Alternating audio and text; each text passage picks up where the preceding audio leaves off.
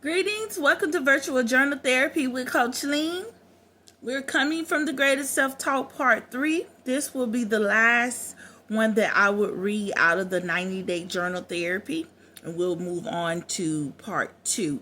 But for today, we're reading out of Part 3. And this is Day 32. Day 32. For those of you that have the blue book. And it's called Remembering What Joy Feels Like. There comes a point in the healing journey when you realize you spend so much time surviving that you've forgotten how to simply feel good. You know how to pray through pain, but not how to laugh without guilt. You've mastered perseverance, but joy feels foreign, almost unsafe. I remember the first time I caught myself smiling for no reason and instantly questioned it. I thought, what's about to go wrong? That's what trauma does. It makes you feel like a setup. But God never meant for us to live braced for the next storm. Healing doesn't just end sorrow, it restores the capacity for delight.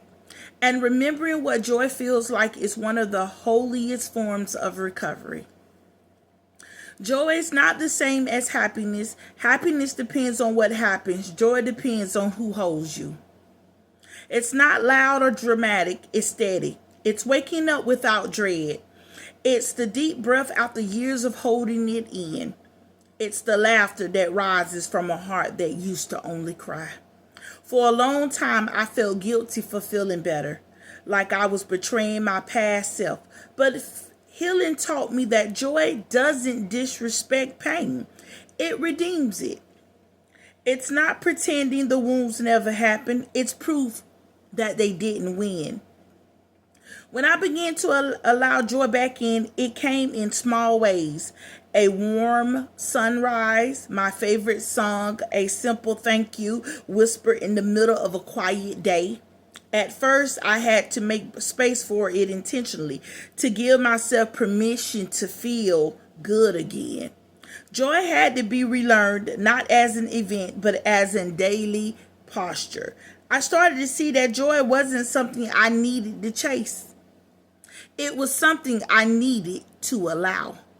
It had been waiting behind my grief all along, patient and gentle, ready to fill the spaces that pain once occupied. God reminded me that joy is not a luxury.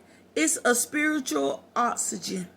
It strengthens, it renews, it protects the heart from bitterness. Scripture says, the joy of the Lord is my strength.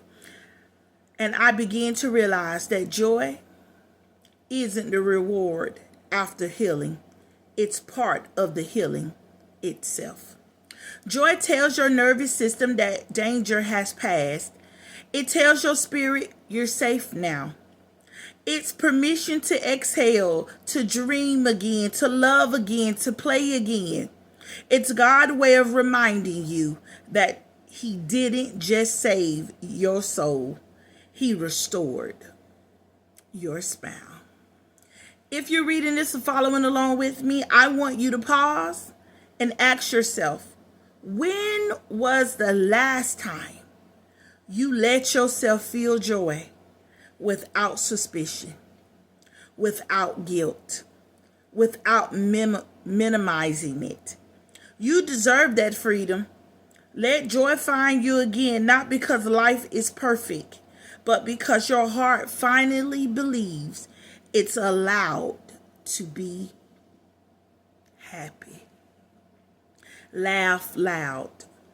Dance freely. Enjoy small blessings. Your survival was sacred, but your joy is your testimony. You made it through the darkness. Now let yourself live in the light. You went through the steps, going through the steps of healing. But on your journey, you must make sure that you allow yourself to smile again. You've overcome steps after steps after steps, milestones after milestones after milestones.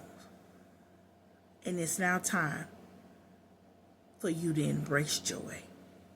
It is your portion. It's not something far in the distance, but it's something that you can experience right now. This is Coach Lean. Thank you for allowing me to enter into your personal space again. Please like, comment, subscribe, share with someone. And know it's time. You're getting ready to go into a new year. It's time to take on a new mindset so that you can make room for the greater portion that is yours.